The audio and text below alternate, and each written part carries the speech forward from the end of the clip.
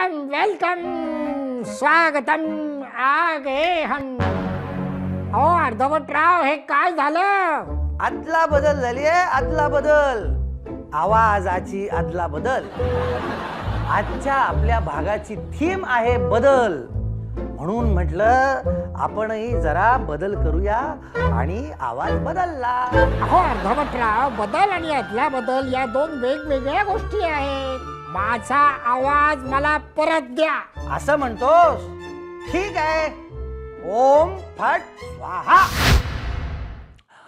आ इ E उ क ख ग ग आला आला. थँक गॉड, माझा आवाज परत आला. सारे गम पदनी सा. आला माझा परत आवाज आला. तर दोस्तो, अर्धवटरावांचे नवनवीन घोळ काही थांबायचे नाहीत. जाऊ द्या. तर आजच्या या आपल्या भागाची थीम आहे बदल. ऋतू बदलतो, माणसं बदलतात, आवाज सुद्धा बदलतो.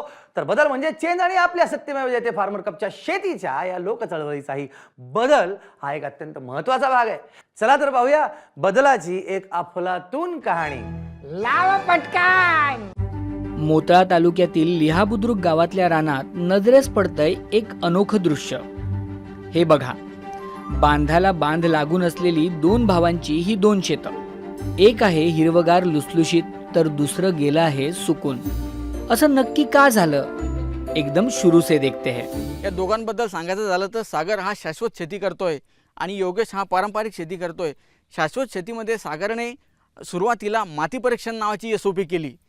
सागर भाऊंनी मातीची विचारपूस करून तिला हवं नको ते दिलं, पण योगेश भाऊंनी मात्र असं केलं नाही. याच्या उलट जर योगेशचं सांगायचं झालं तर योगेशनं मातीचा नमुना न केल्यामुळे त्यानं जे स्वतःच्या मनानं म्हटलं किंवा कृषी केंद्रवाल्यांनी सांगितलं किंवा शेजाऱ्यांनी जे टाकलं, जे खत टाकलं तेच त्यांनी टाकलं.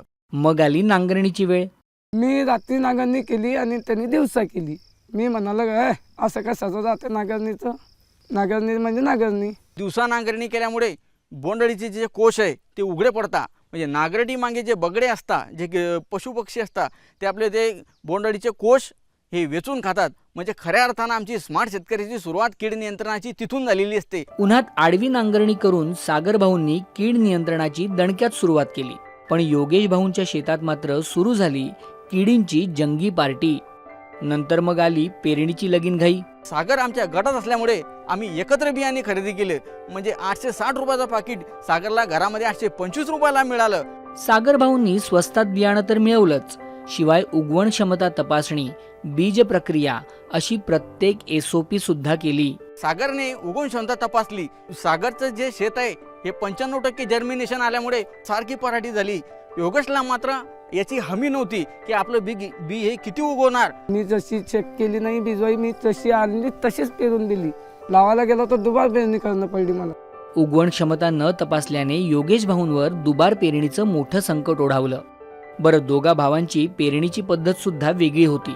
सरीची पद्धत चा वापर केला आम्ही ना. त्याच्यामुळे काय झालं की शेतातलं जे जास्त साचलेलं पाणी जे राहते ते सरकन वाहून गेलं. आणि भाऊनं काय केलं, काही असं पेरून ठेवलं, काही असं पेरून ठेवलं. त्याच्यामुळे काय झालं, असं गुडघ्यापर्यंत पाणी त्याच्या शेतामध्ये साचत राहिलं. त्यामुळे त्याचं पिकाचं लय नुकसान झालं. पेरणीची तंत्रशुद्ध पद्धत न वापरल्यानं आणखी एक धक्का योगेश भाऊंना बसला. इकडे सागर भाऊंचं काम सुरूच होतं. निसर्गाचा हात धरत दशपर्णी अर्क, कामगंध सापळे अशा नैसर्गिक कीड नियंत्रणाच्या पद्धती त्यांनी वापरल्या. पण योगेश भाऊंनी मात्र हा बदल स्वीकारला नाही. कामगंध सापळे आणले, एकरी 4 असे 8 ते 8 लावून दिले शेतामध्ये. भाऊला सांगलं की हे बी लावतो, पण भाऊनं ऐकलं नाही. मी लावलं नाही. मी म्हणालो काय भाऊ, हे काही बी लावतो तू, काही ते तंबे करतो. याचा मोठा परिणाम योगेश भाऊंच्या शेतीवर झाला. बोंडअळीने पिकांवर अटॅक केला. माझ्या शेतामध्ये बोंडाळीचा परिणाम शिल्लक वाढलेला आहे आणि त्याच्या शेतामध्ये बोंडाळीचा परिणाम आहेच नाही. बोंडअळी पाठोपाठ आणखी एक संकट ओढावलं. शेतात तण वाढू लागलं आणि एकट्याने शेती करणाऱ्या योगेश भाऊंना खुरपणीसाठी मजूर काही मिळेना. खुरपणीसाठी अशी अडचण आली माझी की पाऊस चालू असल्यामुळे मला मजूर मिळाले नाही. पण सागर भाऊंना मात्र ही समस्या आली नाही, कारण ते एकटे नव्हते. त्यांच्यासोबत होता त्यांचा गट. आपले मित्र परिवार आला, पूर्ण गट आला. त्यांनी पूर्ण चकाचकच करून टाकलं ना. लोटांगण घेऊन घ्या असं शेतामध्ये असं शार शेत करून टाकलं. अशा पद्धतीने तंत्रशुद्ध गटशेती केल्यामुळे प्रत्येक टप्प्यावर सागर भाऊंचं शेत बहरू लागलं. पण योगेश भाऊंचं शेत मात्र अशक्त होऊ लागलं. आणि आता जेव्हा पीक अंतिम टप्प्यात आलंय तेव्हा सागर भाऊंचा खर्च झालाय खूप कमी आणि उत्पादन होणार आहे दणक्यात. पण योगेश भाऊंना मात्र थोडक्यात समाधान मानावं लागणार आहे. उत्पन्नामध्ये सागर भाऊला खूप उत्पन्न होईल, पण माझं कमी होईल. माझं 5 क्विंटल लोक सागर भाऊचं जाणार आहे 15-16 लोक. ही सारी किमया होती गटशेतीची आणि एसओपीची. सर्वात मेन विषय जो आहे तो SOP आहे. आपल्याला रात्र दिवसा उठता पडता झोपता SOPचा जेप करत आपल्याला शेती करायची आहे आणि तोच एक मात्र आपल्या पुढे फंडा आहे SOPचा. योगेश भाऊंनाही आता गटाचं आणि एसओपीचं महत्त्व पक्क पटलंय. आपली चूक खुल्या दिलाने स्वीकारत पुढच्या वर्षी मीही एसओपी युक्त गटशेती करणार असा निर्धार त्यांनी केलाय. मला सागर भाऊवर आणि गटावर पूर्ण विश्वास बसलेला आहे. आता ते मला असं वाटतं की जसं बा त्यांच्याच सारखं आता मला करायचं आहे. नो वरीज योगेश भाऊ, देर आहे दुरुस्त आहे. Best of luck for the next year. वा जबराट. महाराष्ट्रातल्या प्रत्येक शेतकऱ्यानं पाहावी आणि धडा घ्यावा अशी ही कहाणी. पारंपरिक शेतीच्या पद्धती बदलून तंत्रशुद्ध गटशेती केल्यानं किती मोठा फरक पडू शकतो याचं हे मूर्तिमंत उदाहरण आहे का नाही? लय भारी. काय म्हणाल अर्धवटराव? Superb. Yes, it's all about change and therefore I will not say anything for a change. Oh my God, Anthony Gonsalves, खोली नंबर 420. Excuse me please. वेगळ्या मूडमध्ये दिसतायत अर्धवटराव. आपण जरा मूड बदलूया आणि जाऊया अशा एका गावात जिथे तब्बल 17 वर्षांनी घडलाय एक बदल. Change. Let's go. What is चला चला पटकन. आले आपल्या भाषेवर आले. Okay, no problem. शेरेवाडीतल्या पप्पूताई या अख्ख्या आटपाडी तालुक्यात फेमस होत्या एका खास गोष्टीसाठी. त्यांचा लय रागीट स्वभाव, त्यांना काही चेष्टा मस्करी खपणार नाही. पूर्ण गावकरी त्यांना भेट होती. पप्पूताई आली की सगळ्यांनी गप्पच बसायचं. अशी पप्पूताई होती, आम्ही कपडे जरी धुया गेलो, आम्ही दगडावर बसलो असं पप्पूताई दिसली की आम्ही दूर व्हायचो. एक तर कुणाला चाल करून जात नाही आणि चाल करून आलेल्याला मी मागं सरत नाही, असा माझा स्वभाव आहे. अशा या पप्पूताईंचं एक दिवस गावातल्या उषाताईंशी कडाक्याचं भांडण झालं. एक वेळ काय झालं, उषाताई कपडे धुत होत्या आणि पप्पूताई आल्या. पप्पूताई पण रागीट आणि उषाताई पण रागीट. आला तशा वाटणीच म्हणत आला की उषा उठ, माझा दगड आहे. मी म्हणलं मी काय उठणार नाही. मग दोघी जशी वडावडी झाली आणि त्यांनी नंतर दगड दिला पाण्यात फेकून. नदीवर सुरू झालेल्या भांडणाचा क्लायमॅक्स झाला तो हळदी कुंकवाच्या कार्यक्रमात. उषाताईच्या जाऊबाईच्या नातवाचं बारसं होतं. मग तिथं मी गेल्याच्या नंतर हिनं सगळ्यांना हळदी कुंकू लावलं, घुगऱ्या दिल्या नावाच्या.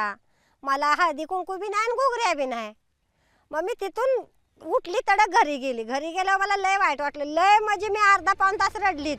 मग या दिवसापासून पप्पूताई आणि उषाताई यांनी जो अबोला धरला तो चक्क पुढील 17 वर्षांपर्यंत. पप्पूताई रस्त्याने गेली की उषाताई दुसऱ्या रस्त्याने जायच्या. त्या एकमेकीच्या समोर कधी आल्याच नाही त्या. इगो म्हणजे असं होतं की जोपर्यंत पप्पूताई बोलत नाही तोपर्यंत आपण बोलायचं नाही. मग यंदा कहाणी में आया एक ट्विस्ट. फार्मर कप आला आणि गावात तयार झाला घे भरारी महिला शेतकरी गट. उषाताई गटात सहभागी झाल्या, पण त्यांनी आपल्या गटातील इतर सदस्यांची यादी जेव्हा पाहिली तेव्हा त्यांना धक्काच बसला. मी गट आमचा माझ्या फोनवर ओपन केला आणि शेवटी पप्पूताईचं नाव दिसलं मला. तिथनंच फोन लावला.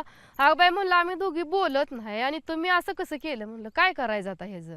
पप्पूताई आणि उषाताई एकाच गटात, जशा एका म्यानात 2 तलवारी. गटाचं कामकाज तर सुरू झालं, पण या 2 तलवारींच्या मधून ठिणग्या उडतच होत्या. त्यांनी ह्या जागेला असले तर त्या दुसऱ्या जागेला जाऊन बसत होत्या. अशा ह्या दोघींचा विरुद्धच पार्टी असायची. ती म्हणायची तिला ती सांग, ती म्हणायची तिला ती सांग. त्यांचं असं विभागून चालल्याने. होता होता मग एक ऐतिहासिक दिवस उजाडला. 1 मे, महाराष्ट्र दिन, कामगार दिन आणि घे भरारी महिला शेतकरी गटासाठी एक खास दिन. झाडं लावायचा कार्यक्रम म्हणजे आम्ही सगळ्या महिलांनी घेतला. सगळ्या बाईंनी खड्डं काढलं. मग आता प्रयत्न केला की उषाताईला आणि पप्पूताईला आज आपण झाडं लावताना बोलायला लावायचंच. उषाताईंनी खड्डा खणला, पप्पूताईंनी माती ओढली. उषाताईंनी रोपटं लावलं आणि पप्पूताईंनी त्याला पाणी घातलं आणि चमत्कार घडला. त्या दोघींनी झाड लावलं, हळदी कुंकू लावलं, एकमेकीला साखर चारली आणि गळा भेट केली. तिनं पहिलं हळदी कुंकू मलाच लावलं. तिनं हळदी कुंकू लावलं का माझ्या डोळ्यातून आपोआप पाणी यायला लागलं. माझं इतकं हृदय भरून आलं की भांडण आपलं हळदी कुंकातूनच झालं आणि भांडण आपलं हळदी कुंकातूनच मिटलं.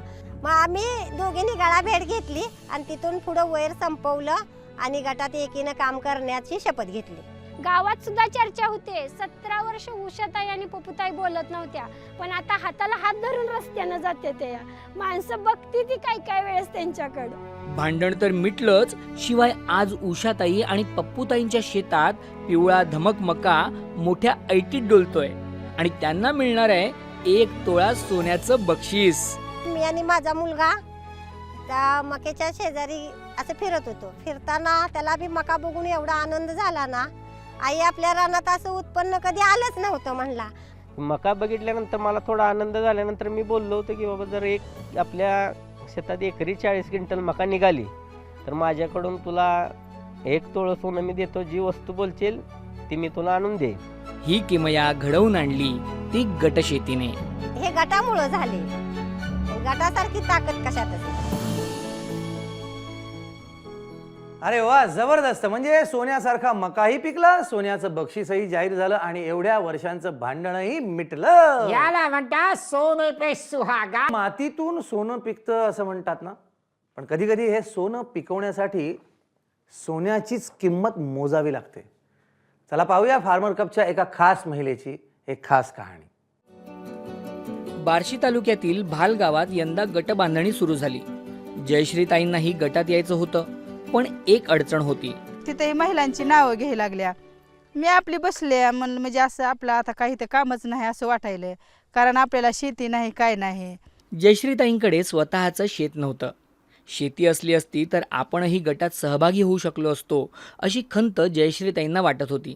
अशात गावातीलच शबनमताईंनी एक उपाय सुचवला. आमच्या शेताच्या खालचे ते शेतकरी होते, मला म्हणत होते तुम्ही आमचं थोडं शेत करा. मग मी त्यांना विचारलं, मी म्हणलं आमच्या शेताखाली शेजारी शेत आहे, तुम्ही करत असाल तर 8 एकर शेत आहे, तुम्ही करता का? तर त्या म्हणल्या मला काय एवढं 8 एकर शेत करणं होणार नाही. एकट्याने एकदम 8 एकर क्षेत्र भाड्याने घेणार तरी कसं? पण इथे शबनमताईंनी जयश्रीताईंना धीर दिला. मग म्हणल्या तसं होत नाही तर म्हणल्या तुम्ही 4 एकर आणि मी 4 एकर असं करूया म्हणल्या.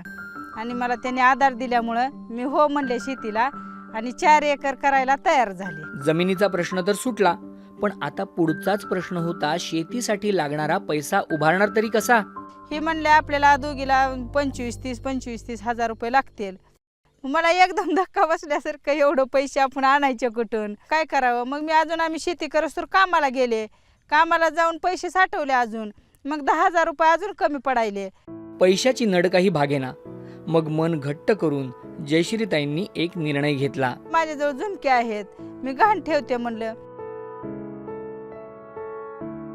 तर ती झुमके घेऊन जाताना मला वाईट वाटायलं आणि मग डोळ्यात पाणी येईल माझ्या, तरी पण मी तशीच गेले घेऊन. गटशेतीत सहभागी होण्यासाठी जयश्रीताईंनी आपले सोन्याचे झुमके गहाण ठेवले आणि मग खंबीरपणे पदर खोचून त्या शेतीत उतरल्या. कामाला जोमाने सुरुवात झाली. शेतामध्ये लईच गवत वगैरे होते, ते तुरीची सड होते मोठे मोठे. मग आम्ही 4-5 दिवस आम्ही दररोज जायचं वेचायला. आम्हाला सगळे असं बघून जाता रस्त्याने हसायचे त्यांना आणि मला, बघा नवीन शेतकरी चालले शेतात म्हणायचे. जयश्रीताईंच्या सोबतीला शबनमताई तर होत्याच, शिवाय अख्ख्या गटाची साथही त्यांना मिळू लागली. फवारणीच्या वेळी तर महिलांनी कमालच केली. फवारणीचा टाईम आला, मग इथं लाईट पण नाही आणि पाण्याची पण सोय नव्हती आणि विहीर होती, पण विहिरीपासून शेत पण लांब होतं आणि वाहतूक जास्त होती. मग काय केलं की आम्ही सगळ्या महिलांनी, गटातल्या 11 जी महिला आहेत, आम्ही विहिरीतून पाणी शेंदलं आणि त्याची वाहतूक करून फवारणीसाठी मदत केली. गटाच्या मदतीने आज एका पडीक जमिनीवर जयश्रीताई आणि शबनमताई यांनी सोयाबीनची उत्तम शेती फुलवून दाखवली आहे. 150-160 अशा सोयाबीन शेंगा बघितल्या की इतका आनंद वाटायचा की आता आपण केलेल्याचं काहीतरी चीज झाले असं वाटायचं. येणाऱ्या बंपर उत्पादनातून आपले झुमके आपण नक्कीच सोडवून आणू शकू याचा पक्का विश्वास जयश्रीताईंना आहे. 1 तोळा ठेवला, पुढच्या वर्षी 2 तोळे घेतील, त्या सोयाबीनवर 2 तोळे घेऊन ते घालून घेतील वाटतं. पैसे पण हातात येतील, माझं झुमकं पण येतील आणि माझी इथून पुढची पण कामं चांगल्या प्रकारे होतील. वा, जयश्रीताई, गटशेतीत सहभागी होण्याच्या तुमच्या या जिद्दीला सलाम. गटशेती ही काही फक्त नफा मिळवून देणारी शेती नाही हो, तर ती जीवाभावाची माणसं मिळवून देणारी शेती आहे. चला तर आता आपण पाहूया फार्मर कपच्या झटपट बातम्या.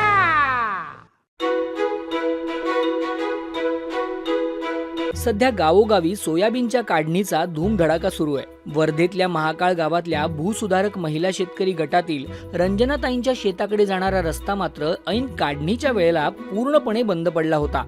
या संकटाच्या वेळी गटातील सर्व महिला कुदळ फावडे घेऊन थेट रस्ता दुरुस्तीच्या कामाला लागल्या. 3 दिवसात शेतात जाण्याचा मार्ग महिलांनी मोकळा केला. आता रंजनाताईंच्या शेतात सोयाबीन भरण्यासाठी ट्रॅक्टरही सुरक्षित जाऊ शकतं. फार्मर कपचे चॅम्पियन शेतकरी घेत आहेत कमी क्षेत्रातही बंपर उत्पादन. मंगरुळपीर मधल्या नागी गावच्या माऊली शेतकरी गटातील रमेश देवळे यांनी येल्लो मोझॅक सारख्या भयंकर संकटावर मात करत फक्त 20 गुंठे जमिनीत घेतलंय चक्क 7 क्विंटल सोयाबीनचं उत्पादन. तर कोरेगाव तालुक्यातील कृषीरत्न महिला गटाच्या अपर्णा मोरे यांनी 30 गुंठे शेतीत पिकवून दाखवलंय 11 क्विंटल सोयाबीन.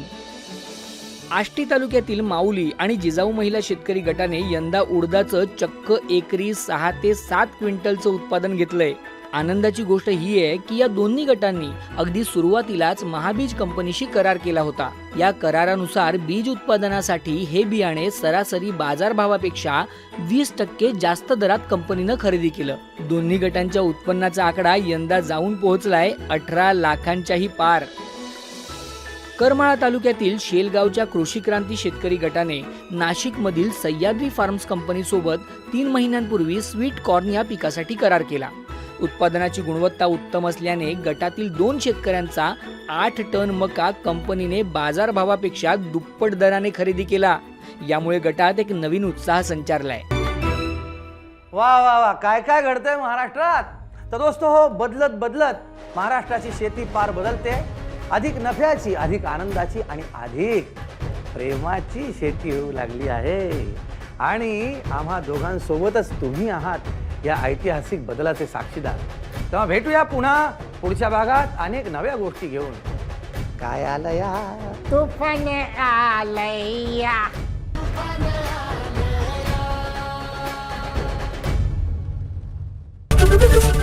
एबीपी माझा, उघडा डोळे बघा नीट.